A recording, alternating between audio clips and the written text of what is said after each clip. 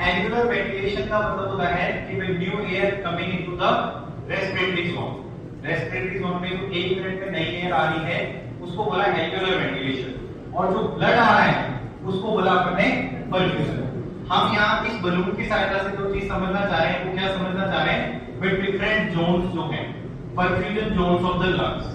अब वो कैसे डिसाइड होते हैं कि फ्लूइड जो ब्लड फ्लूइड है और ब्लड पर ग्रेविटेशन फोर्स काम करेगा। अभी देखिए जैसे सपोज आपने इस तरीके से रखा हुआ, ये मान लीजिए हमारे लंग्स है, lungs are partially inflated balloon. तो जब परफ्यूजन की जब आप बात करते हैं, मान लीजिए आप सुपाइन पोजीशन में, ये सुपाइन पोजीशन में जब आप हैं, तो ये जो फ्लूइड है, ये फ्लूइड कॉलम है, ये आपके ईच एंड एवरी जो रो है उसमें इक्वली डिस्ट्रीब्यूटेड है। भाई यहाँ पर भी ये जैसे आपका जो लंग्स है, ये इसका अपेक्स पार्ट हो गया, ये बेस पार्ट हो गया।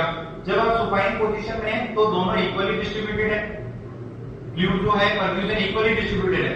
लेकिन जैसे ही आप क्या आते हैं, सिटिंग पोजीशन में आते हैं और या स्टैंडिंग पोजीशन में आते हैं, तो ग्रेविटेशन फोर्स की वजह से अपेक्स वाला जो पार्ट है, अपेक्स वाला जो पार्ट है वहां पर परफ्यूजन क्या हो जाता है, कम हो जाता है, और नीचे वाला जो पार्ट है, बेस वाला जो पार्ट है, उसमें परफ्यूजन बढ़ जाएगा। इसलिए हमने देखा इसमें कि वेंटिलेशन परफ्यूजन रेशियो की अगर बात की जाए तो ventilation perfusion ratio high at apex. अब हाई क्यों हो गया, क्योंकि परफ्यूजन क्या हो गया, ऊपर कम हो गया स्टैंडिंग पोजीशन में, और वेंटिलेशन परफ्यूजन रेशियो लो एट बेस। क्यों, क्योंकि ये जो आपका डिनोमिनेटर था जो कि परफ्यूजन है वो बढ़ गया, स्टैंडिंग पोजीशन में ये चीज बढ़ जाती है। इसलिए वेंटिलेशन परफ्यूजन रेशियो जो है वो हाई रहता है अपेक्स में और लो रहता है बेस में।